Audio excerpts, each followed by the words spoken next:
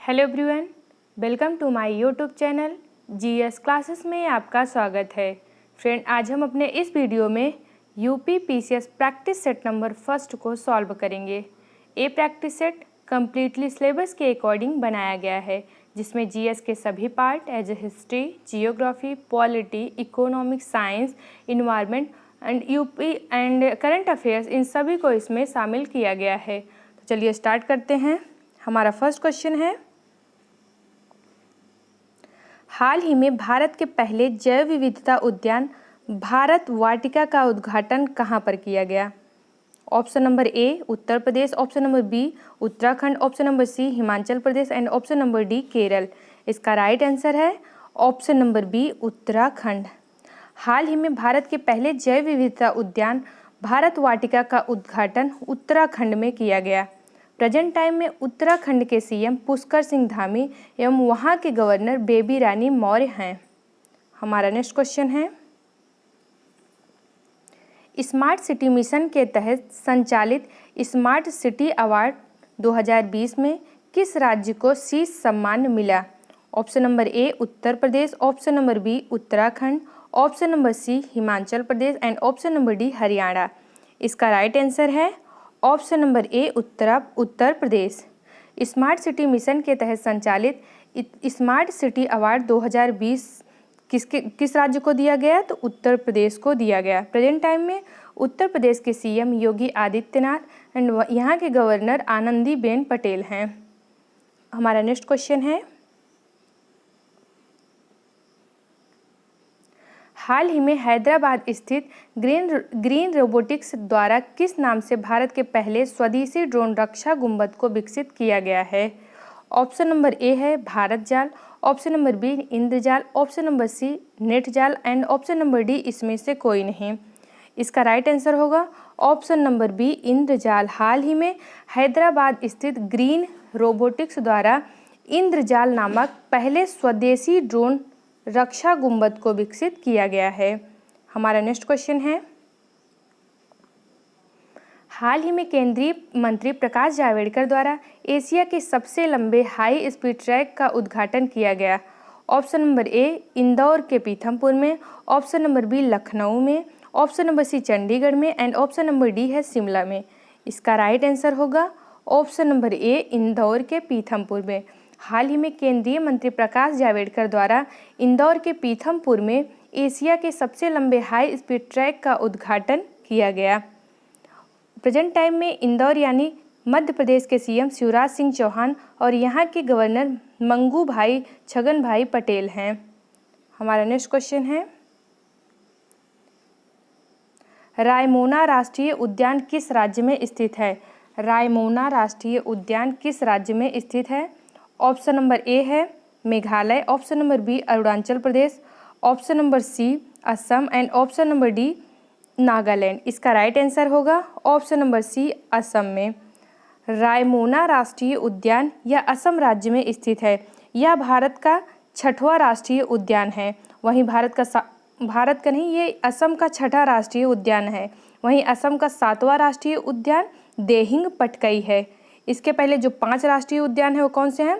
पहला है काजीरंगा, दूसरा है मानस, तीसरा है नामेरी, चौथा है ओरांग राष्ट्रीय उद्यान, 5वां है डिब्रू सैखोई राष्ट्रीय उद्यान। यानी प्रेजेंट टाइम में असम राज्य में कुल 7 राष्ट्रीय उद्यान हैं। काजीरंगा राष्ट्रीय उद्यान, मानस राष्ट्रीय उद्यान, नामेरी राष्ट्रीय उद्यान, ओरांग राष्ट्रीय उद्यान, डिब्रू सैखोई राष्ट्रीय उद्यान, रायमोना राष्ट्रीय उद्यान एंड देहिंग पटकई राष्ट्रीय उद्यान। असम के सीएम कौन है? सर्बानंद सोनोवाल। असम के सीएम प्रेजेंट टाइम में कौन है? सर्बानंद सोनोवाल। हमारा नेक्स्ट क्वेश्चन है, हायर बेनकल का महापाषाण स्थल स्थित है। Option number A Madhya Pradesh, option number B Uttar Pradesh, option number C Karnataka and option number D Tamil Nadu. इसका राइट आंसर है option number C Karnataka. Hire Benkal का महापाषाण स्थल यह कर्नाटक राज्य में स्थित है। कहाँ पर? कर्नाटक राज्य में स्थित है। हाल ही में यूनेस्को के विश्व धरोहर स्थल की संभावित सूची में भारत के 6 स्थल को शामिल किया गया है। उन 6 स्थलों में से एक कौन सा है? हायर बेनिकल का महापाषाण स्थल, जो कि कर्नाटक राज्य में स्थित है।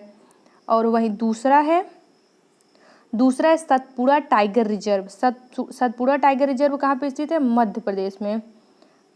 थर्ड है वाराणसी के गंग घाट। वाराणसी के गंग घाट ये यूपी यानी उत्तर प्रदेश में स्थित है।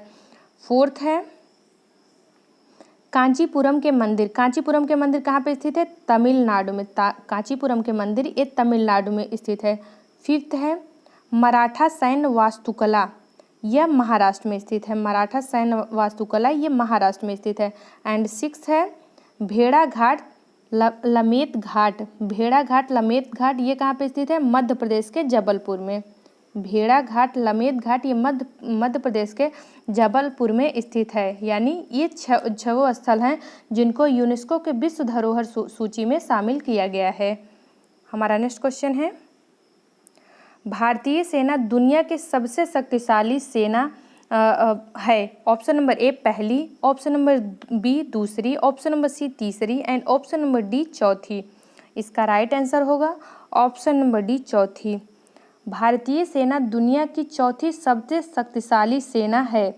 वहीं रक्षा वेबसाइट मिलिट्री डायरेक्ट द्वारा जारी एक अध्ययन के अनुसार चीन के पास दुनिया की सबसे मजबूत शक्ति है। सैन्य शक्ति सबसे ज़्यादा किसके पास है? चीन के पास। वहीं दूसरे स्थान पे संयुक्त राज्य अमेरिका तथा थर्ड नंबर पे कौन सा है? रूस। और चौथे स्थान पर भारत है। ये रिपोर्ट किसके द्वारा जारी की जाती है? मिलिट्री डायरेक्ट के द्वारा। मिलिट्री डायरेक्ट के द्वारा जारी की जाती है, जिसमें पहला स्थान चाइना का है, सेकंड नंबर पे यूएसए है, थर्ड नंबर पे रसिया है एंड फोर्थ नंबर पर इंडिया है। यानी भारत दुनिया की चौथी सबसे शक्तिशाली सेना है। हमारा नेक्स्ट क्वेश्चन है, देश के पहले फॉरेस्ट हीलिंग सेंटर का उद्घाटन किया गया है। Option number A Uttarakhand, option number B Karnataka, option number C Tamil Nadu and option number D Kerala. इसका राइट आंसर है ऑप्शन नंबर ए उत्तराखंड। हाल ही में उत्तराखंड में देश के पहले हीलिंग सेंटर का उद्घाटन किया गया है। हमारा नेक्स्ट क्वेश्चन है, हाल ही में किस राज्य में भारतीय सेना का पहला सोलर प्लांट स्थापित किया गया है? Option number A Himachal Pradesh, option number B Uttarakhand, option number C Sikkim and option number D Arunachal Pradesh. इसका राइट आंसर है ऑप्शन नंबर सी सिक्किम। हाल ही में सिक्किम राज्य में भारतीय सेना का पहला सोलर प्लांट स्थापित किया जा रहा है। सिक्किम को फर्स्ट ऑर्गेनिक खेती वाला राज्य भी दर्जा दिया गया है। फर्स्ट ऑर्गेनिक खेती वाला राज्य किसको घोषित किया गया है? सिक्किम को घोषित किया गया है। हमारा नेक्स्ट क्वेश्चन है, किस राज्य को 2020 ट्री ऑफ द वर्ल्ड से सम्मानित किया गया है? 2020 ट्री ऑफ द वर्ल्ड से किस शहर को सम्मानित किया गया है? Option number A Jammu Kashmir, option number C Ladakh, option number B Ladakh, option number C Mysore and option number D है हैदराबाद। इसका राइट आंसर होगा ऑप्शन नंबर डी हैदराबाद। हाल ही में हैदराबाद शहर को tree city of the world award 2020 से सम्मानित किया गया है। हमारा नेक्स्ट क्वेश्चन है, वह हड़प्पा नगर जिसका प्रतिनिधित्व लोथल का पुरातत्व स्थल करता है किस नदी पर स्थित है? यानी हड़प्पा कालीन नगर लोथल किस नदी के किनारे स्थित है? Option number A Narmada, option number B Mahi, option number C Bhogava and option number D Bhima. इसका राइट आंसर होगा ऑप्शन नंबर सी भोगवा। हड़प्पीय नगर लोथल गुजरात के अहमदाबाद जिले में भोगवा नदी के किनारे स्थित है। यहाँ पुरातात्विद रंगनाथ राव के नेतृत्व में वर्ष 1957-58 में खुदाई कराई गई थी। यहाँ की सर्वाधिक महत्वपूर्ण उपलब्ध हड़प्पा कालीन बंदरगाह है। यानी लोथल गुजरात राज्य में स्थित है। किस नदी के तट पर? भोगवा नदी के तट पर। और इसकी खुदाई रंगनाथ राव के द्वारा किया गया था। और इसमें सबसे जो महत्वपूर्ण उपलब्धि है वो क्या है? बंदरगाह है। हमारा नेक्स्ट क्वेश्चन है, निम्नलिखित में से कौन मौर्य युगीन अधिकारी तौल माप प्रभारी था? यानी निम्नलिखित में कौन मौर्य युगीन अधिकारी तौल माप मान का प्रभारी था? ऑप्शन नंबर ए पौतवाध्यक्ष, ऑप्शन नंबर बी पड़याध्यक्ष, ऑप्शन नंबर सी सीताध्यक्ष एंड ऑप्शन नंबर डी सूना अध्यक्ष। इसका राइट आंसर है ऑप्शन नंबर ए पौतवा अध्यक्ष। मौर्य युगीन अधिकारी पौतवा अध्यक्ष तौल माप का प्रभारी था। वहीं पड़याध्यक्ष ये किससे? वाणिज्य विभाग से संबंधित था। सीता अध्यक्ष ये राजस्व से संबंधित था। सीता अध्यक्ष राजस्व से संबंधित था तथा सूना अध्यक्ष या बूचड़ खाने का प्रभारी था। किसका? सूना अध्यक्ष या बूचड़ खाने का प्रभारी था। हमारा नेक्स्ट क्वेश्चन है, निम्नलिखित शासकों में से किस क्रम में दिल्ली पर शासन किया गया था? नीचे दिए गए कूट से सही उत्तर चुनिए। फर्स्ट है खिलजी, सेकंड नंबर पे है लोदी, थर्ड नंबर पे है सैयद एंड फोर्थ नंबर पे है गुलाम। ऑप्शन नंबर ए बी एक कूट के द्वारा इसको चुनना है कि इसका राइट आंसर क्या होगा। तो इसका राइट आंसर होगा ऑप्शन नंबर डी 4132, यानी सबसे पहले गुलाम वंश के द्वारा शासन किया गया था, सेकेंड नंबर पर खिलजी वंश के द्वारा, थर्ड नंबर पर सैयद एंड फोर्थ नंबर पर लोदी वंश के द्वारा शासन किया गया था। गुलाम वंश को मामलुक वंश के नाम से भी जाना जाता है। इसका शासन 1206 से लेकर 1290 ईस्वी तक था। खिलजी वंश का शासनकाल 1290 से 1320 तक था। वहीं इसके बाद तुगलक वंश आता है जो ऑप्शन में नहीं है, तथा तुगलक वंश के बाद चौथे नंबर पर सैयद वंश का शासनकाल रहता है। सैयद वंश का शासनकाल 1414 से लेकर 1450 ईस्वी तक था तथा पाँचवें और लास्ट नंबर पर लोदी वंश का शासनकाल रहता है। ये लोदी वंश, इसका टाइम पीरियड कब से कब तक है? लोदी वंश का टाइम पीरियड 1451 से लेकर 1526 ईस्वी तक माना जाता है। इसलिए इसका राइट आंसर होगा ऑप्शन नंबर डी 4132, यानी सबसे पहले गुलाम वंश, फिर खिलजी वंश, फिर सैयद वंश एंड लास्ट में लोदी वंश। हमारा नेक्स्ट क्वेश्चन है, निम्नलिखित में से कौन एक सेलिब्रिटी स्थापत्य का उदाहरण है? सॉरी, इसका सेलिब्रिटी स्थापत्य का उदाहरण नहीं होगा। निम्नलिखित में से कौन एक शैलीकृत स्थापत्य का उदाहरण है? शैलीकृत स्थापत्य का उदाहरण है। ऑप्शन नंबर ए तटीय मंदिर मामल्लपुरम का, ऑप्शन नंबर बी तंजावुर का राजराजेश्वर मंदिर, ऑप्शन नंबर सी एलोरा का कैलाश मंदिर and option number D Puri का जगन्नाथ मंदिर। इसका राइट आंसर होगा ऑप्शन नंबर सी एलोरा का कैलाश मंदिर। एलोरा का कैलाश मंदिर शैलीकृत स्थापत्य का उदाहरण है। द्रविड़ काल के इस विश्व प्रसिद्ध मंदिर का निर्माण राष्ट्रकूट शासक कृष्ण प्रथम के द्वारा करवाया गया था। यानी कैलाश मंदिर का निर्माण राष्ट्रकूट शासक कृष्ण प्रथम के द्वारा करवाया गया था, जो स्थापत्य या शैलीकृत स्थापत्य कला का सर्वोत्कृष्ट उदाहरण माना जाता है। हमारा नेक्स्ट क्वेश्चन है, निम्नलिखित में से कौन एक सही सुमेलित नहीं है?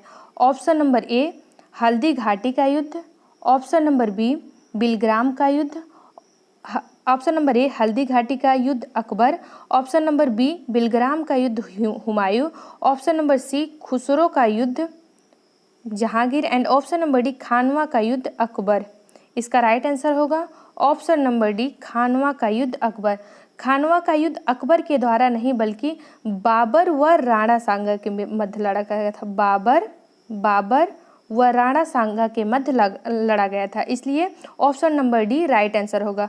वहीं हल्दी घाटी का युद्ध अकबर के द्वारा, बिलग्राम का युद्ध, बिलग्राम इसको कन्नौज के युद्ध के नाम से भी जाना जाता है, हुमायूं व शेरशाह सूरी के मध्य लड़ा गया था।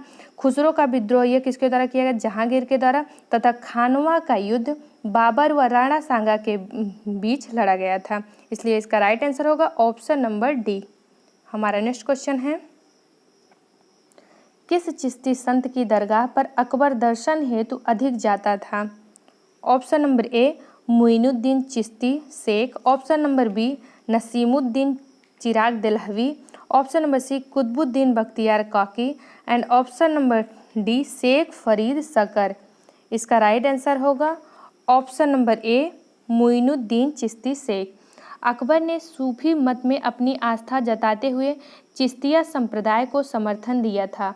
वह ख्वाजा मुइनुद्दीन चिश्ती की अजमेर स्थित दरगाह पर दर्शन हेतु अक्सर जाता था। हमारा नेक्स्ट क्वेश्चन है, एक वर्ष में स्वराज का नारा गांधी जी ने कब दिया? एक वर्ष में स्वराज का नारा गांधी जी के द्वारा कब दिया गया? ऑप्शन नंबर 1 दांडी मार्च के समय, ऑप्शन नंबर बी असहयोग आंदोलन के समय, ऑप्शन नंबर सी सविनय अवज्ञा आंदोलन के समय एंड ऑप्शन नंबर डी है गोलमेज सम्मेलन के समय। इसका राइट आंसर होगा ऑप्शन नंबर बी असहयोग आंदोलन के समय। असहयोग आंदोलन 1 अगस्त 1920 कब? 1 अगस्त 1920। असहयोग आंदोलन 1 अगस्त 1920 को औपचारिक रूप से प्रारंभ किया गया था। 5 नवंबर 1920 को ऑल इंडिया कांग्रेस समिति के अधिवेशन में गांधी जी ने असहयोग आंदोलन शुरू होने के 1 वर्ष के भीतर स्वराज प्राप्त करने का नारा दिया। कभी कभी ये क्वेश्चन में ये भी पूछते हैं कि 1 वर्ष में स्वराज प्राप्त करने का नारा किसके द्वारा दिया गया था? तो उस टाइम विकल्प में महात्मा गांधी का नाम रहेगा, तो उसका राइट आंसर होगा महात्मा गांधी के द्वारा। और कभी कभी ये पूछ लेता है कि किस टाइम पे यह नारा दिया गया था, तो असहयोग आंदोलन के समय। हमारा नेक्स्ट क्वेश्चन है, अंग्रेजों द्वारा सिंध पर विजय संपन्न हुई। उस टाइम गवर्नर जनरल कौन थे? लॉर्ड एलन बरो के समय, ऑप्शन नंबर बी है लॉर्ड हार्डिंग के समय, ऑप्शन नंबर सी है लॉर्ड ऑकलैंड के समय एंड ऑप्शन नंबर डी है लॉर्ड कैनिंग के समय। इसका राइट आंसर होगा option number A Lord Ellenborough के समय। लॉर्ड एलन बरो का टाइम पीरियड कब से कब तक है? 1842 से लेकर 1844 तक। इसी के दौरान अगस्त 1843 ईस्वी में सिंध को पूर्ण रूप से ब्रिटिश साम्राज्य में मिला लिया गया। यह प्रथम आंग्ल अफगान युद्ध का एक प्रमुख परिणाम था। यानी अंग्रेजों द्वारा सिंध विजय प्रथम आंग्ल अफगान युद्ध का परिणाम था। हमारा नेक्स्ट क्वेश्चन है, भारत में करजन के प्रशासन की तुलना औरंगजेब से किसने की थी? Option number A B G Tilak, option number B Gopal Krishna Gokhale, option number C Dadabhai Naoroji and option number D Annie Besant. इसका राइट आंसर है option number B Gopal Krishna Gokhale. Lord Curzon ने अपने वायसराय काल, इनका लॉर्ड करजन का टाइम पीरियड कब से कब तक था? 1899 से 1905 के बीच में। लॉर्ड करजन का टाइम पीरियड 1899 से लेकर 1905 तक था। इसमें भारतीय जनमानस की आकांक्षाओं की पूर्णतः अवहेलना करते हुए भारत में ब्रिटिश शासन को सुदृढ़ करने का प्रयास किया। गोपाल कृष्ण गोखले ने करजन के प्रशासन की तुलना मुगल सम्राट औरंगजेब से की थी। किसने की थी? गोपाल कृष्ण गोखले ने। इसलिए इसका राइट आंसर होगा option number B Gopal Krishna Gokhale. हमारा नेक्स्ट क्वेश्चन है, निम्नलिखित तत्वों में या रेडियो तत्वों में किसका उपयोग मनुष्य के शरीर में रक्त प्रवाह की गति को मापने में किया जाता है? Option number A radio phosphorus, option number B radio iodine, option number C radio iron and option number D radio sodium. इसका राइट आंसर होगा option number D radio sodium. मनुष्य के शरीर में रक्त प्रवाह की गति के मापने हेतु रेडियो सोडियम का प्रयोग किया जाता है। हमारा नेक्स्ट क्वेश्चन है, नोस्कापीन किससे प्राप्त होता है? नोस्कापीन किससे प्राप्त होता है? ऑप्शन नंबर ए पोस्ता यानी पॉपी से, ऑप्शन नंबर बी तुलसी से, ऑप्शन नंबर सी गंध या सफ़ेदा या जिसको यूकेलिप्टस कहा जाता है उससे and option number D ephedra से। इसका राइट आंसर होगा ऑप्शन नंबर ए पोस्ता से। चिकित्सीय दृष्टि से महत्वपूर्ण नोस्कापीन पोस्ता से प्राप्त किया जाता है। हमारा नेक्स्ट क्वेश्चन है, निम्नलिखित में कौन सी ग्रीन हाउस गैस नहीं है? Option number A methane, option number B nitrous oxide, option number C chlorofluorocarbon and option number D है हाइड्रोजन। इसका राइट आंसर है option number D hydrogen. Hydrogen green house gas नहीं है। प्रकृति में यह द्विआण्विक गैस के रूप में पाई जाती है जो वायुमंडल की बाह्य परत का मुख्य संघटक है। तो इसलिए इसका राइट आंसर होगा ऑप्शन नंबर बी हाइड्रोजन। वहीं methane, nitrous oxide and chlorofluorocarbon ये तीनों ग्रीन हाउस गैस मानी जाती हैं या फिर ये तीनों ग्रीन हाउस गैस हैं। हमारा नेक्स्ट क्वेश्चन है, निम्नलिखित में से किसे चूहा विष के रूप में, इसको सही कर लीजिएगा, निम्नलिखित में से किसे चूहा विष के रूप में प्रयोग किया जाता है? Option number A zinc sulphide, option number A zinc sulphide, option number B lead sulphide, option number C calcium phosphate and option number D zinc phosphide. इसका राइट आंसर है option number D zinc phosphide. चूहा मारने के लिए विष के रूप में पोटेशियम साइनाइड या जिंक फॉस्फाइड नामक रसायन का प्रयोग किया जाता है। हमारा नेक्स्ट क्वेश्चन है, निम्नलिखित अम्लों में से कौन सा होगा? ये निम्नलिखित अम्लों में से किसको बेकिंग पाउडर के निर्माण में उपयोग करते हैं? ऑप्शन नंबर ए ऑक्जेलिक अम्ल, ऑप्शन नंबर बी लैक्टिक अम्ल, ऑप्शन नंबर सी टार्टरिक अम्ल and option number D benzoic अम्ल। इसका राइट आंसर होगा ऑप्शन नंबर सी टार्टरिक अम्ल। टार्टरिक अम्ल का प्रयोग बेकिंग पाउडर के निर्माण में किया जाता है। हमारा नेक्स्ट क्वेश्चन है, संकल्प परियोजना। एक कई बार क्वेश्चन ज़्यादातर एग्जाम में देखने को मिलता है, यानी ये क्वेश्चन बहुत ही रिपीटेड है। ये क्वेश्चन सारे एग्जाम, चाहे वो वनडे हो, पीसीएस, आरओ, ये सारे एग्जाम में ये क्वेश्चन कहीं ना कहीं देखने को मिल जाता है। जो कौन सा है? संकल्प परियोजना किसके उन्मूलन से संबंधित है? Option number A HIV AIDS, option number B निरक्षरता, option number C polio and option number D बेरोजगारी। इसका राइट आंसर होगा option number A HIV AIDS. संकल्प परियोजना HIV एड्स के समापन से जुड़ी है। यह हिंदुस्तान लेटेक्स लिमिटेड एवं कर्मचारी राज्य बीमा निगम द्वारा संयुक्त रूप से संचालित एक परियोजना है। हमारा नेक्स्ट क्वेश्चन है, निर्मल भारत अभियान योजना का संबंध निम्नलिखित में से किससे है? ऑप्शन नंबर ए गांव के विकास से, ऑप्शन नंबर बी मलिन बस्तियों में सामुदायिक शौचालय से, ऑप्शन नंबर सी निम्न आय समूहों के लिए भवन निर्माण से, ऑप्शन नंबर डी उपर्युक्त में से कोई नहीं। इसका राइट आंसर होगा ऑप्शन नंबर बी मलिन बस्तियों में सामुदायिक शौचालयों से, यानी निर्मल भारत अभियान योजना का संबंध मलिन बस्तियों में सामुदायिक शौचालयों के निर्माण से संबंधित है। हमारा नेक्स्ट क्वेश्चन है, भारत में निम्न में से कौन राजकोषीय नीति निर्धारित करता है? ऑप्शन नंबर ए योजना आयोग, ऑप्शन नंबर बी वित्त आयोग, ऑप्शन नंबर सी वित्त मंत्रालय एंड ऑप्शन नंबर डी भारतीय रिजर्व बैंक। इसका राइट आंसर होगा ऑप्शन नंबर सी वित्त मंत्रालय। भारत में राजकोषीय नीति यानी फिस्कल पॉलिसी का निर्धारण केंद्र सरकार का वित्त मंत्रालय करता है, जबकि मौद्रिक नीति RBI द्वारा निर्धारित की जाती है। अगर राजकोषीय नीति पूछे तो यह वित्त मंत्रालय के द्वारा की जाती है, वहीं मौद्रिक नीति का निर्धारण RBI के द्वारा की जाती है। हमारा नेक्स्ट क्वेश्चन है,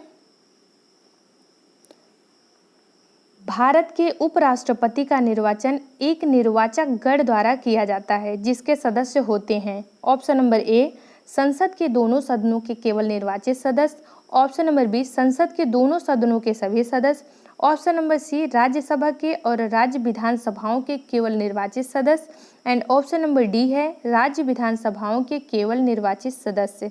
इसका राइट आंसर होगा ऑप्शन नंबर बी संसद के दोनों सदनों के सभी सदस्य। संविधान के अनुच्छेद 66(1) आर्टिकल 66 फर्स्ट, संविधान के अनुच्छेद 66(1) के तहत उपराष्ट्रपति का निर्वाचन संसद के दोनों सदनों के सदस्यों से मिलकर बनने वाले निर्वाचक गण के सदस्यों द्वारा आनुपातिक प्रतिनिधित्व पद्धति के अनुसार एकल संक्रमणीय मत द्वारा किया जाता है। हमारा नेक्स्ट क्वेश्चन है, अखिल भारतीय महासंघ स्थापित करने का प्रावधान शामिल था। ऑप्शन नंबर ए भारत सरकार अधिनियम 1935 में, ऑप्शन नंबर बी अगस्त प्रस्ताव 1940 में, ऑप्शन नंबर सी भारत सरकार अधिनियम 1919 में and option number D cabinet mission 1946 में। इसका राइट आंसर है ऑप्शन नंबर ए भारत सरकार अधिनियम 1935। भारत सरकार अधिनियम 1935 में एक अखिल भारतीय महासंघ स्थापित करने का प्रावधान शामिल किया गया था। इस संघ का निर्माण तत्कालीन ब्रिटिश भारत के प्रांतों चीफ कमिश्नर प्रांतों एवं देशी रियासतों से मिलाकर होना था, परंतु यह व्यवस्था लागू नहीं की जा सकी। हमारा नेक्स्ट क्वेश्चन है, भारतीय संविधान का कौन सा भाग संघ और राज्यों के बीच विधायी संबंध के बारे में उल्लेख करता है? भारतीय संविधान का कौन सा भाग संघ और राज्यों के बीच विधायी संबंध के बारे में उल्लेख करता है? ऑप्शन नंबर ए भाग 11, ऑप्शन नंबर बी भाग 12, ऑप्शन नंबर सी भाग 13 एंड ऑप्शन नंबर डी भाग 14। इसका राइट आंसर है ऑप्शन नंबर ए भाग 11। भारतीय संविधान के भाग 11 का अध्याय एक किस अनुच्छेद से लेकर किस अनुच्छेद तक है? अनुच्छेद 245, आर्टिकल 245 से लेकर 255 के बीच में संघ और राज्यों के बीच विधायी संबंधों का उल्लेख किया गया है। संघ और राज्यों के बीच विधायी संबंधों का उल्लेख किया गया है। वहीं भारतीय संविधान के भाग 11 के अध्याय 2 में इसका अनुच्छेद 256 से 263 तक यहाँ पर प्रशासनिक संबंधों यानी केंद्र और राज्य के बीच प्रशासनिक संबंधों के बारे में उल्लेख किया गया है। हमारा नेक्स्ट क्वेश्चन है, मूल अधिकारों के अंतर्गत कौन सा अनुच्छेद बालकों के नियोजन से संबंधित है? ऑप्शन नंबर ए अनुच्छेद 19, ऑप्शन नंबर बी अनुच्छेद 17, ऑप्शन नंबर सी अनुच्छेद 23 एंड ऑप्शन नंबर डी अनुच्छेद 24। इसका राइट आंसर होगा ऑप्शन नंबर डी अनुच्छेद 24। भारतीय संविधान में वर्णित मूल अधिकारों के अंतर्गत अनुच्छेद 24 के तहत कारखानों आदि में 14 वर्ष से कम आयु के बालकों के नियोजन का प्रतिषेध किया गया है। किस अनुच्छेद में? अनुच्छेद 24 में। मूल अधिकारों का वर्णन अनुच्छेद 12 से लेकर अनुच्छेद 35 के बीच में किया गया है। अनुच्छेद 12 से लेकर अनुच्छेद 35 के बीच में किया गया है। और मूल अधिकारों के हनन से संबंधित जो भी शिकायत है उसको हम सीधे कहाँ पर लेके जा सकते हैं? सुप्रीम कोर्ट में सीधे जा सकते हैं। और ये सुप्रीम कोर्ट द्वारा जो है 5 रिट दायर की जाती है, जिसके द्वारा नागरिकों के मूल अधिकारों की रक्षा की जाती है। किस आर्टिकल के तहत? आर्टिकल 32 के तहत। जो 5 रिट दायर की जाती है उसके तहत न्यायपालिका जो है नागरिकों के मूल अधिकारों की रक्षा करता है। हमारा नेक्स्ट क्वेश्चन है, ब्रिटिश संसद ने भारतीय स्वतंत्रता अधिनियम कब पारित किया था? ऑप्शन नंबर 1 जनवरी 1947 में, ऑप्शन नंबर बी जून 1947 में, ऑप्शन नंबर सी जुलाई 1947 में एंड ऑप्शन नंबर डी अगस्त 1947 में। इसका राइट आंसर है ऑप्शन नंबर सी जुलाई 1947 में। माउंटबेटन योजना कब आई थी? 3 जून 1947 को।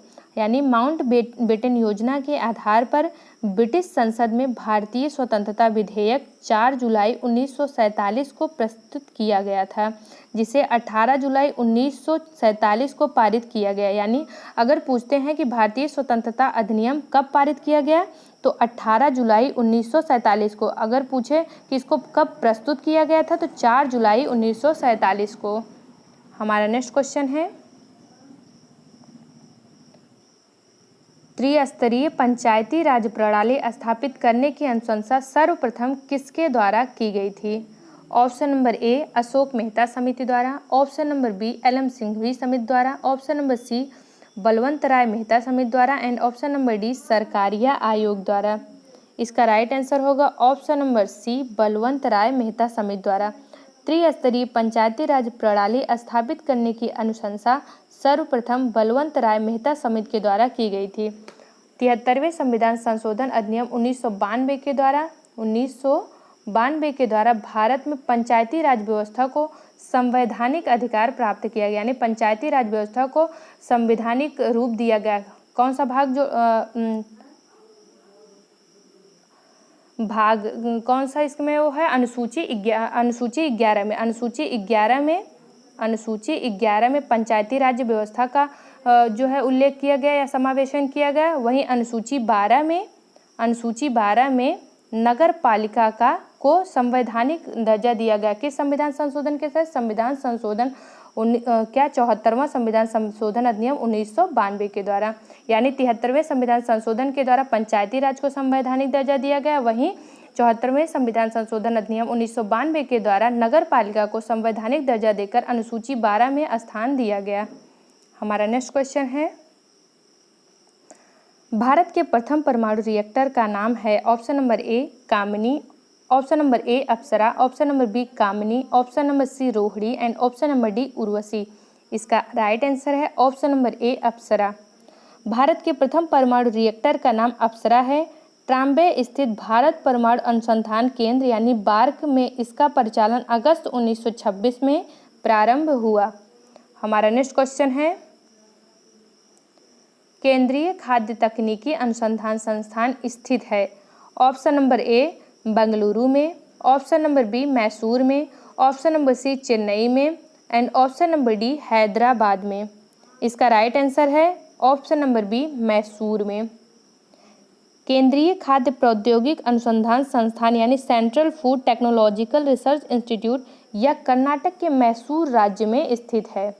हमारा नेक्स्ट क्वेश्चन है, वेट लगाया जाता है। वेट एक अप्रत्यक्ष कर है जो लगाया जाता है कहाँ पर? ऑप्शन नंबर ए उत्पादन के प्रथम चरण पर, ऑप्शन नंबर बी सीधे उपभोक्ता पर, ऑप्शन नंबर सी उत्पादन तथा अंतिम विक्रय के मध्य सभी चरणों पर एंड ऑप्शन नंबर डी उत्पादन के अंतिम चरण पर। इसका राइट आंसर है ऑप्शन नंबर सी उत्पादन तथा अंतिम विक्रय के मध्य सभी चरणों पर।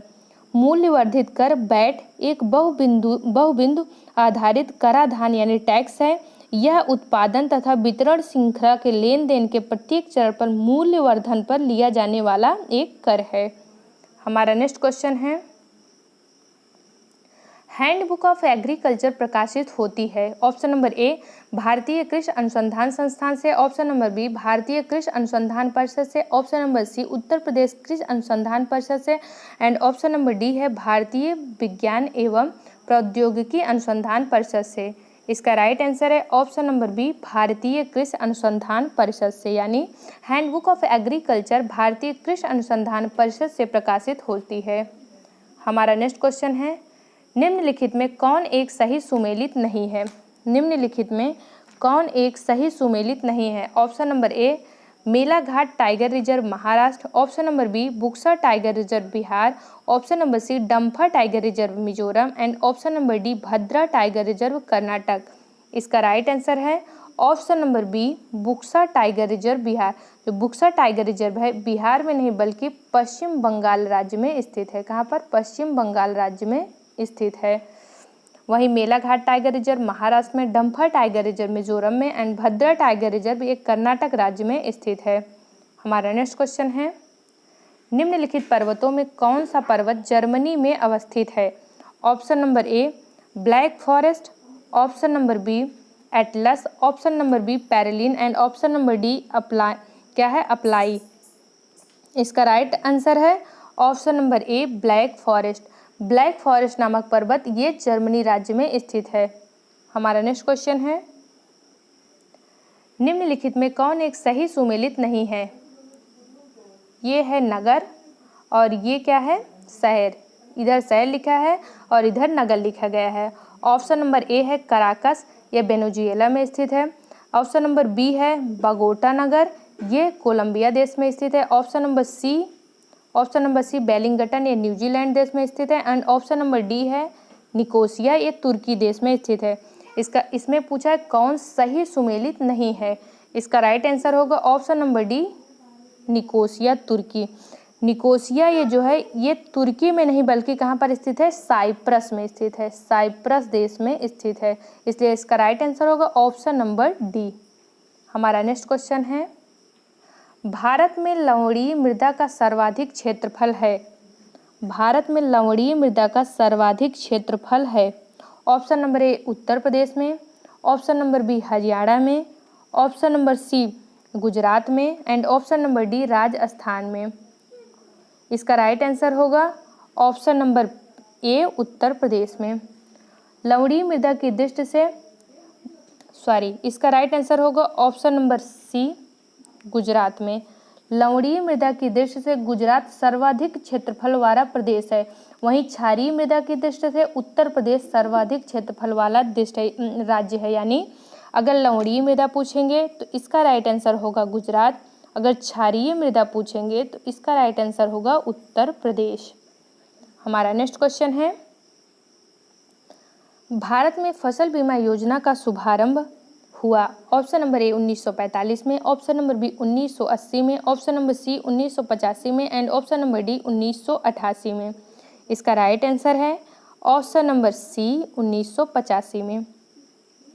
भारत में फसल बीमा हेतु प्रयास पहली बार खरीफ 1985 मौसम के दौरान किया गया। 1 अप्रैल 1985 को भारत सरकार द्वारा व्यापक फसल बीमा योजना यानी कम्प्रिहेंसिव क्रॉप इंश्योरेंस स्कीम का शुभारंभ किया गया। तो इसका राइट आंसर होगा 1985, ऑप्शन नंबर सी। कभी कभी ये क्वेश्चन इस टाइप में भी पूछा जाता है कि फसल बीमा योजना किस टाइम शुरुआत हुआ था, यानी खरीफ फसल के समय, रबी फसल के समय, या फिर और जो भी जायज़ या फिर ऑप्शन में दे देते हैं। तो इसका राइट आंसर होगा खरीफ फसल के समय 1 अप्रैल 1985 को। हमारा नेक्स्ट क्वेश्चन है, national academy of agricultural research management यानी NAARM स्थित है? ऑप्शन नंबर ए नई दिल्ली में, ऑप्शन नंबर बी हैदराबाद में, ऑप्शन नंबर सी नागपुर में and option number D Nainital में। इसका राइट आंसर है ऑप्शन नंबर बी हैदराबाद में, यानी national academy of agricultural research management यह हैदराबाद राज्य में स्थित है। वहीं हैदराबाद राज्य में ही सुनामी वार्निंग सेंटर भी स्थित है। क्या है? सुनामी वार्निंग सेंटर, ये भी हैदराबाद में ही स्थित है। हमारा नेक्स्ट क्वेश्चन है, निम्न नदियों में से कौन सी एक हिमालय की तीनों श्रेणियों को आर पार काटती है? Option number A Ravi, option number B Sutlej, option number C Chenab and option number D Jhelum. इसका राइट आंसर है option number B Sutlej. Sutlej नदी हिमालय श्रेणी की तीनों श्रेणियों को काटती हुई प्रवाहित होती है, इसलिए इसका राइट आंसर होगा ऑप्शन नंबर बी सतलज नदी। हमारा नेक्स्ट क्वेश्चन है, अति विवादित बबली प्रोजेक्ट निम्नलिखित में से किस राज्य में है? बबली प्रोजेक्ट निम्न में से या बबली प्रोजेक्ट का संबंध निम्नलिखित में से किस राज्य से है? Option number A Andhra Pradesh, option number B Gujarat, option number C Madhya Pradesh and option number D Maharashtra. इसका राइट आंसर है ऑप्शन नंबर डी महाराष्ट्र से। अति विवादित बबली प्रोजेक्ट महाराष्ट्र राज्य में स्थित है। तेलंगाना राज्य को इस परियोजना पर आपत्ति है क्योंकि बबली प्रोजेक्ट के गोदावरी नदी की उच्च धारा पर स्थित होने के कारण निम्न धारा पर स्थित पोचमपाद बांध, ये कहाँ की है? तेलंगाना को, उसको कम पानी मिल रहा है। तो कभी कभी ये भी पूछता है एग्जाम्पल में कि बबली प्रोजेक्ट किस नदी पर बनाया जा रहा है? तो गोदावरी नदी पर।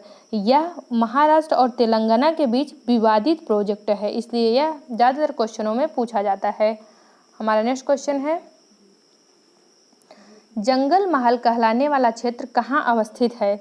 Option number A Paschim Bengal, option number B Jharkhand, option number C Assam and option number D Bihar. इसका राइट आंसर है option number A Paschim Bengal. Jangal Mahal क्षेत्र पश्चिम बंगाल राज्य में अवस्थित है। हाल ही में नक्सली गतिविधियों के कारण यह क्षेत्र काफ़ी चर्चा में रहा। हमारा नेक्स्ट क्वेश्चन है,